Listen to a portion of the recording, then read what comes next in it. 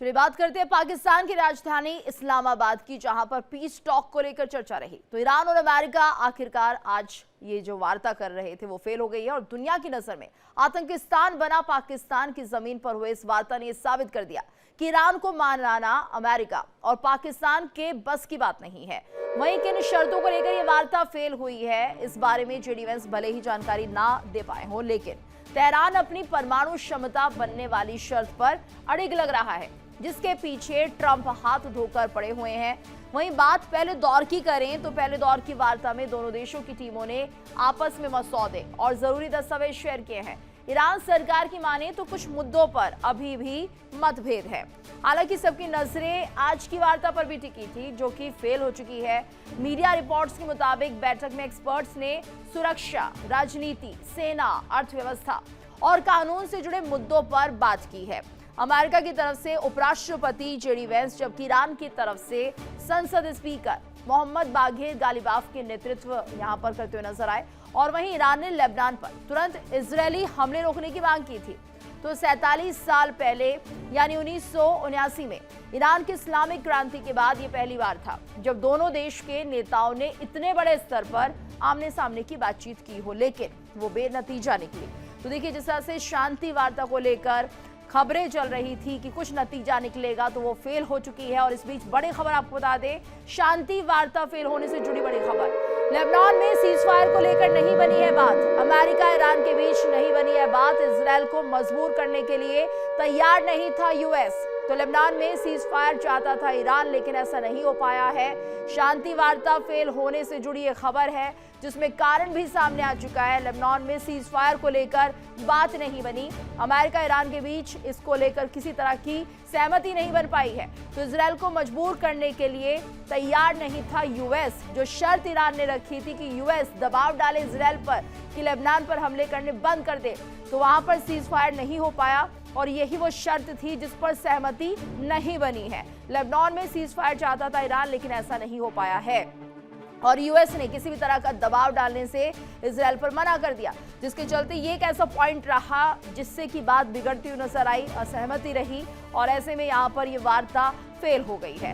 तो इजरायल को मजबूर करने के लिए यूएस तैयार नहीं था, जबकि अमेरिका ईरान के बीच जो बातचीत होनी थी उसमें ये एक बड़ा पॉइंट था कि किसी भी तरह से जो इजरायल है लेबनान पर हमले करना बंद करे और इसके लिए अमेरिका उसे फोर्स करे। लेकिन यहाँ पर यूएस ने साफ मना कर दिया और किसी भी तरह से इजरायल को मजबूर करने के लिए यूएस की सहमति यहाँ पर बनती हुई नहीं दिखाई दी, जिसके चलते ये जो सीजफायर वाली बात थी वो ड्रॉप हो गई और ऐसे में असहमति हुई और ये वार्ता फेल हुई है। तो लेबनान में सीजफायर चाहता था ईरान, लेकिन ऐसा नहीं हो पाया है, जिसके चलते ये वार्ता, ये पीस टॉक फेल हुई है। वहीं आपको बता दें कि लगातार जो चर्चा चल रही थी कि इस पीस टॉक से बहुत कुछ निकल कर सामने आएगा। जब दोनों देश आपस में बैठे तो लग रहा था कहीं फ्लेक्सिबिलिटी दिखाई देगी, थोड़ा थोड़ा दोनों देशों की तरफ से झुकाव नजर आएगा, अपने अपने मुद्दों को लेकर बातचीत होगी। लेकिन जो पहला और बड़ा मुद्दा था लेबनान की टॉक को लेकर, वो कहीं ना कहीं फेल हो गया। यानी लेबनान में किसी भी तरह से हमले ना किए जाए, ये एक तरह से बड़ा कारण बना, जिसके चलते हम कह सकते हैं कि यहाँ पर ईरान और अमेरिका की जो बातचीत थी वो सफल नहीं हो पाई।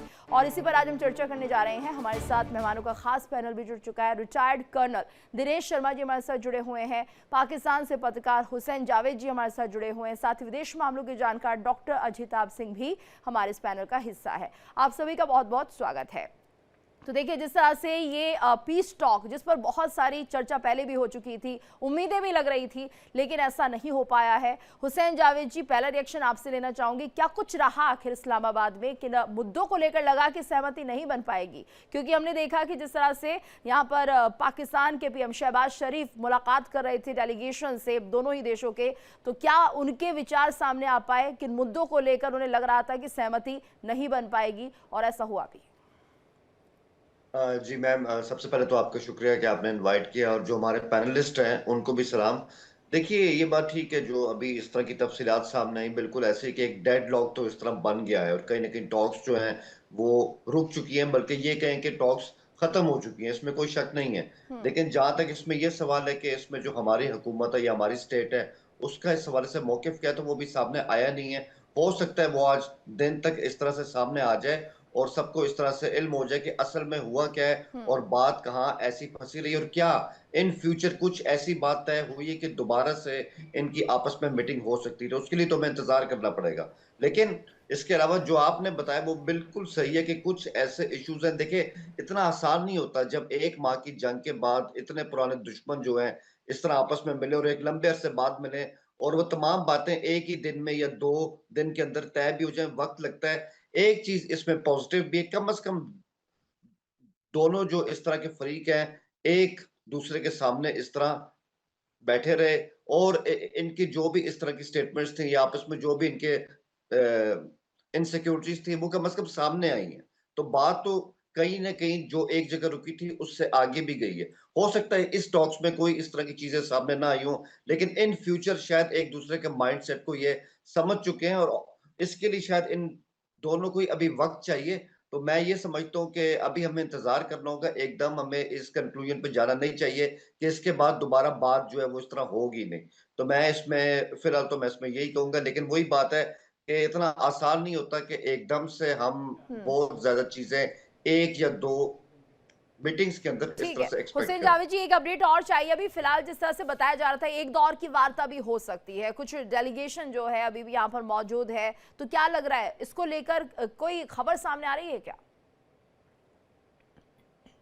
मैम, आपकी आवाज मुझे सही तरह नहीं आ सकी, अगर जी, सवाल रिपीट कर दें। हुसैन जावेद जी लगातार ये भी कहा रहा था जेडी वैंस तो चले गए हैं अपनी टीम के साथ, लेकिन क्या कुछ अभी भी ऐसा लग रहा है कि दूसरे दौर की जो बातचीत की बात कही जा रही थी इस्लामाबाद में, आज के दिन भी थोड़ी चर्चा हो सकती है, तो उसको लेकर क्या कुछ खबरें आपके पास है? मैम, इस हवाले से फिलहाल तो मैं आपको यही इस हवाले से कह सकता हूँ, अभी तक ऐसी कोई इतलात नहीं है कि इस हवाले से मजीद टॉक्स जो है वो आज होंगी या कल होंगी। फिलहाल जो है वो एक डेडलॉक की सी कैफियत है। तो आई थिंक वही जो इसमें मैंने कहा, जैसे हम सब ने जेडी वेंस की प्रेस टॉक सुनी है, जी। इस हवाले से ईरान का जो मौकिफ है वो अभी सामने आएगा, फिर उसके बाद हमारा भी आएगा कि असल में हुआ क्या। तो आई थिंक हमें इस हवाले से आज दिन तक तो इंतजार करना पड़ेगा। ठीक है, हमारे साथ और भी मेहमान जुड़े हुए हैं। कर्नल दिनेश जी का मैं रुक कर लेती हूँ। सर, आपसे हम समझना चाहेंगे ये जो पीस टॉक थी, क्या ये पूरी तरह से फेल मानी जाए या कोई गुंजाइश अभी इसमें बचती हुई दिखाई दे रही है? देखिए साहब, ऐसा है कि जिस भी कोई काम शुरू करना होता है और अगर उस काम की बुनियाद झूठ के ऊपर बिछी हुई होती है तो उस काम के अंदर कभी भी आपको कामयाबी नहीं मिलेगी। मैं तो इसको डायरेक्टली या इनडायरेक्टली तौर के ऊपर जो है पाकिस्तान को जिम्मेवार ठहराता हूं कि वो इस पीस टॉक के फेल होने में उनका सबसे बड़ा रोल है। क्योंकि जैसा कि खबरों में आया है उसके मुताबिक जो है इन्होंने अमेरिका को नहीं बताया था कि लेबनान को भी बीच में इंक्लूड करना है, और इन्होंने सीधा जो है ईरान को कह दिया कि इस पीस नेगोशिएशन के अंदर जो है लेबनान भी इंक्लूडेड है। हालांकि जिस प्रकार से बताया जा रहा, जो इनके मीडिया के जो पत्रकार हैं, नजम सेठी हैं या बाकी हैं, वो बता रहे हैं कि ड्राफ्ट जो है वो अमेरिका को भेजा गया था और अमेरिका से जो है वो ड्राफ्ट अप्रूव होके आया था, जो कि बगैर सोचे समझे जो है इनके प्राइम मिनिस्टर ने उसी को अपलोड कर दिया था, जिसके बाद की इनकी काफी जो है बेइज्जती हुई, लोगों ने काफी मजाक उड़ाया था। तो ये साफ जाहिर है कि पाकिस्तान का इस नेगोशिएशन के अंदर किसी प्रकार का कोई कंस्ट्रक्टिव रोल नहीं है, क्योंकि पूरी चीजें जो है वो अमेरिका इनको डिक्टेट कर रहा था। अब बात आ जाते हैं इस डील के बारे में। देखिए, हम भी चाहते थे भारत के अंदर कि ये डील जो है सक्सेस हो, ताकि मानवता के लिए एक प्रकार की शांति हो। लेकिन मेरा ये मानना है, वाइस प्रेसिडेंट जेडी वेंस साहब की स्टेटमेंट या उनकी प्रेस कॉन्फ्रेंस के बाद उन्होंने कहा है कि हमने अपने बेस्ट ऑप्शन या बेस्ट ऑफर जो है वो उनको डील के लिए दिया है, लेकिन किसी कारणवश जो है हम वापस जा रहे हैं क्योंकि डील ये सक्सेसफुल नहीं हुई। अब इस डील के अंदर सक्सेसफुल होने के ना होने के कुछ एक कारण है कि दोनों पार्टीज जो हैं वो पूर्वाग्रह के साथ जो है इस समझौते के टेबल के ऊपर आई थी। अब आप पहले बात कर लेते हैं हम ईरान के। ईरान का जिस समय डेलीगेशन आया था तो वो लेके आया मिनाब 168। उस जहाज के अंदर जो है 168 बच्चों की फोटोएं, उनके बैग, उनके जूते थे। तो ये एक प्रकार का इंडिकेशन देता है कि अमेरिका ने जो जी। किया है उसे कभी बिल्कुल, भी और क्षमा नहीं। कर्नल दिनेश, और चर्चा हम करेंगे इस मुद्दे को लेकर। फिलहाल एक बड़ी खबर आ रही है, लेबनान पीएम नवाफ सलाम ने अमेरिका दौरा टाल दिया है। ये बड़ी खबर, लेबनान के पीएम नवाफ सलाम ने अमेरिका जाना टाल दिया है। देश के हालात की वजह से बड़ा फैसला लिया गया है। तो इजरायल लेबनान पर लगातार अटैक कर रहा है, शांति वार्ता के बीच हमला भी किया जा रहा था, और ऐसे में अब ये बड़ा फैसला इस वक्त सामने आ रहा है कि यहाँ पर जो लेबनान के पीएम है नवाफ सलाम, उन्होंने अपना अमेरिका दौरा टाल दिया है। तो यहाँ पर लगातार ये चर्चा हो रही थी कि लेबनान इजरायल से बातचीत करेगा अमेरिका जाकर, लेकिन अब ये जो दौरा है वो टल गया है।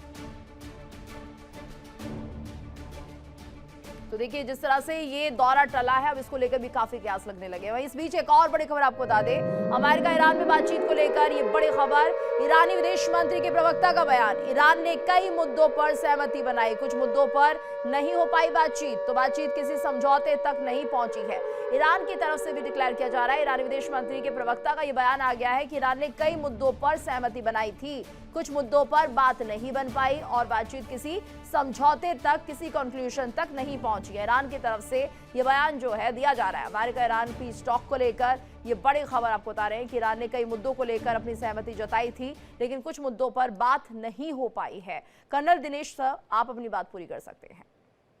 देखिए, जैसा मैं पिछले सेगमेंट के अंदर बता रहा था कि दोनों की पार्टीज जो है पूर्वग्रह, प्री ऑक्युपाइड विचारों के साथ आए हुए थे। अब बेसिकली जो है, जो दो मुद्दे उछल कर आ रहे थे दोनों तरफ से, ईरान की तरफ से था कि आप लेबनान के अंदर जो है सीज फायर कराएं, और दूसरा जो है कि आप हमारी जितनी भी प्रॉपर्टीज को फ्रीज किया हुआ उन्हें डी फ्रीज करें।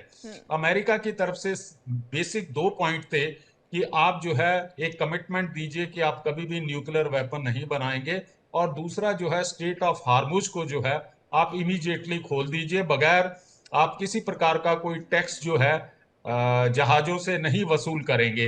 बेसिकली ये दो मुद्दे थे जिनके ऊपर की दोनों पार्टीज ने जो है अपने अपने पॉइंट ऑफ व्यू रखे। 21 घंटे की बातचीत और उसके बाद भी जो है किसी प्रकार की डील जो है वो एक प्रकार से ऊपर नहीं चढ़ी। मीनवाइल जो है, जैसा कि आप देखा जा रहे हैं कि बड़े भड़काऊ किस्म के बयान जो हैं, जिस समय ये समझौता चल रहा, पीस टॉक चल रही है, उस समय जो है दोनों तरफ से भड़काऊ बयान आ रहे हैं। ट्रंप साहब कहते हैं कि हमें इस डील फाइनलाइज होती है या नहीं होती है, हमें इससे कुछ मतलब नहीं है, हमने ईरान का युद्ध जीत लिया है। उसके बाद जो वो कहते हैं कि उनके दो वारशिप जो हैं वो स्ट्रेट ऑफ हार्मुज के अंदर माइन स्वीपिंग का काम कर रहे हैं, जिसको कि ऑफ कोर्स ईरान ने डिनाई किया। सबसे जो बेसिक पॉइंट जो है वो मैं डिस्कस करना चाहता हूं, जो मेरा नजरिया है कि ईरान को इस समय अपने देश की सुरक्षा और शांति के लिए जो है बातचीत करनी चाहिए। उसका क्या मतलब है कि वो लेबनान को बीच में लेकर आ रहा है। लेबनान ना तो उसका कोई पड़ोसी देश है, तो ये इंडिकेट करता है कि आपका मोटिव किस प्रकार से है, आप किस प्रकार से प्रॉक्सी से जो है आप दूसरे देशों के अंदर जो है हालात को खराब करने की कोशिश करते हैं। तो यहां पर मैं मानता हूं कि ईरान को इस वाले टॉपिक को बीच में लाके इस पूरी डील को डिरेल करने की आवश्यकता नहीं है। अमेरिका जो है अपनी तरफ से जैसे बयान उनके आ रहे हैं कि उनके डोनाल्ड ट्रंप साहब ने भी कहा था कि आप जो है गुड फेथ में जाएं, विश्वास के साथ जाएं, अपनी तरफ से पूरी कोशिश करें कि ये डील जो है फाइनलाइज हो जाए। लेकिन इसके साथ साथ उन्होंने ये भी कहा था कि ईरान ने किसी किस्म की चतुराई करने की कोशिश की तो उसके कंसिक्वेंसेस जो है बहुत ज्यादा खतरनाक हो गए। और जो इसके अंदर बातचीत आ रही है, जिस समय ये सीज फायर की बातचीत चल रही है, उसी समय जो खबर निकल कर आ रही है कि पाकिस्तान के जो फाइटर जेट्स हैं और बाकी लड़ाई का साजो सामान है, वो जो है जा रहा है सऊदी अरेबिया में। ये किस प्रकार का इंडिकेट करता है? क्या आप समझते हैं कि ईरान के लोगों को नहीं ये इंटेंशन समझ में आ रही है कि पीस टॉक हो रही है और पाकिस्तान जो है, जो बीच में शांति का दूत बन के ये मेजबानी कर रहा है, जब बातचीत अभी हो रही है, वो अपने फाइटर जेट जो है सऊदी अरेबिया में भेज रहा है। तो कई एक ऐसे बिंदु हैं, जो एस्पेक्ट्स हैं, जो कि इस पीस टॉक के अंदर हर्डल्स बने हुए हैं। चाहे आप कह लीजिए कि भड़काऊ भाषण डोनाल्ड ट्रंप साहब की तरफ से, जहां IRGC की तरफ से, जहां जिस प्रकार से ये ईरान जो है अपनी बातों के ऊपर जो है अड़ा हुआ है कि पहले ये दो बात मानिए, उसके बाद हम बातचीत को आगे बढ़ाएंगे। तो मुझे लगता नहीं है जी। कि इस बातचीत के अंदर से कुछ बिल्कुल। निकल कर और आना यहाँ पे था। देखिए मेरा जी सर ये भी देखिए ना कि पहले जब बातचीत शुरू हो रही है तो एक तरफ ईरान कह रहा है हमें भरोसा नहीं है अमेरिका पर, इन बच्चों के फोटोज लेकर आए जाते हैं ये दिखाने के लिए कि अमेरिका ने जो किया गलत किया। हालांकि ईरान ने भी काउंटर्स किए हैं लेकिन उन्होंने अपनी बात नहीं रखी यहाँ पर। तो ये जो दोगलापन दिख रहा है वो उसी वक्त ये बता रहा था कि शायद पीस टॉक पीसफुली ना हो पाए, और ऐसा हुआ भी। हमारे साथ डॉक्टर अजिताभ जी भी जुड़े हैं। डॉक्टर अजिताभ जी, आपसे समझना चाहेंगे क्या सिर्फ यहाँ पर जो एक मुद्दा था लेबनान का वही एक प्रायोरिटी पर मुद्दा था या बाकी और भी मुद्दों पर सहमति नहीं बन पाई है? देखिए गीतू जी, यहाँ पे मेरे हिसाब से Lebanon was a secondary matter. Lebanon पहले से पता था कि इजराइल किसी भी हालत में लेबनान में जो हिजबुल्लाह का रोल है उस पे मानेगा नहीं।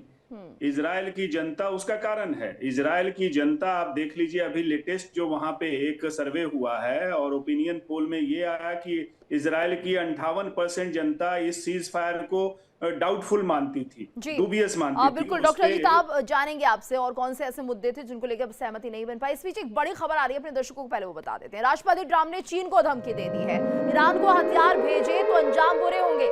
ट्रंप ने चीन पर हथियार भेजने का आरोप लगाया है। चीन ने ट्रंप के आरोपों को खारिज कर दिया है, यानी कि चीन कह रहा है कि ऐसा कुछ नहीं है। वहीं इस बीच एक और बड़ी खबर आपको बता दें, ईरान की तरफ से एक और बड़ा बयान आ गया है। ये बातचीत थोपे गए युद्ध के बाद हो रही थी, माहौल शुरू से ही अविश्वास से भरा हुआ था। ईरान ये कह रहा है तो बैठक में किसी समझौते की उम्मीद नहीं थी।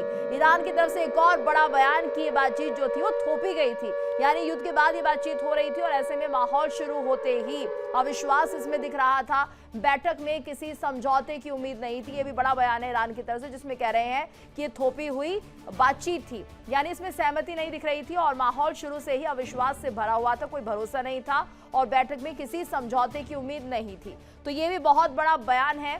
और ऐसे में डॉक्टर अजिताभ, तो ईरान की तरफ से जब ये बड़ा बयान सामने आ रहा है, बहुत कुछ कह रहा है, यानी आप जब मिनाब के बच्चों की तस्वीरें लाए हैं तो आपके दिमाग में कहीं ना कहीं ये चल रहा था कि बैठक जो हो रही है उसमें कोई समझौता नहीं होगा। पहले से ही आप ये जज कर चुके थे कि कोई भी बातचीत यहाँ पर नहीं होने जा रही है, तो फिर आए ही क्यों? ये भी एक बड़ा सवाल है।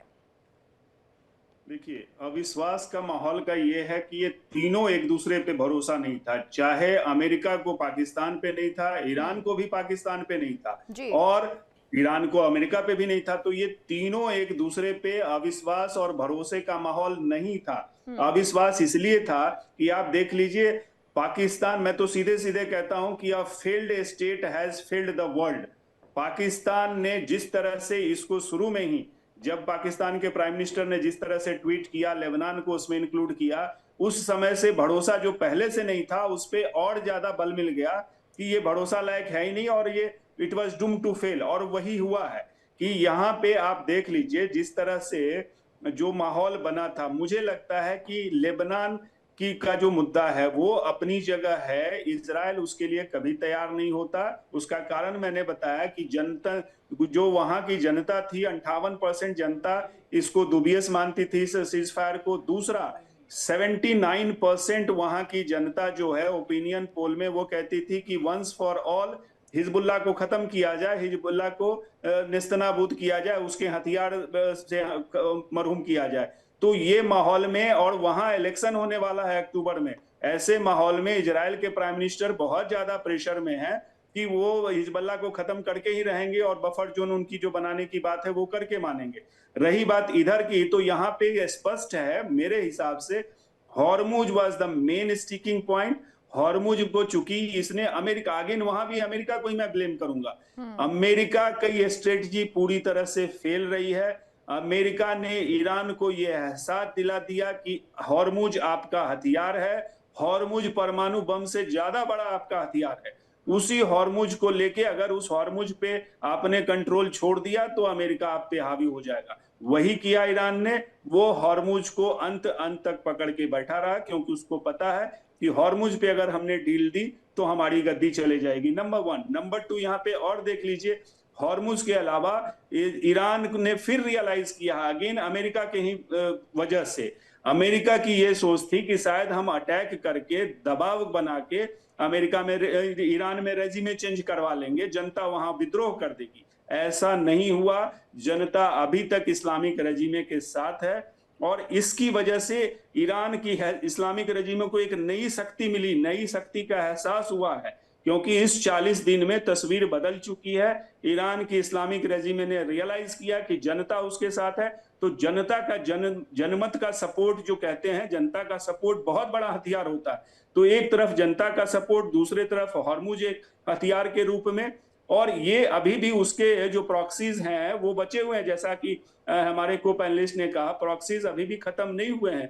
इसके हथियारों की बात है, हथियार भी अभी भी कुछ कुछ बचे हुए हैं। देखिए इंडिया डेली 24/7 अब आपकी स्मार्ट टीवी पर। इंडिया डेली मौजूद है सभी डिजिटल प्लेटफॉर्म पर लाइव और लगातार। इंडिया डेली 24/7 हर दिन राष्ट्र को समर्पित।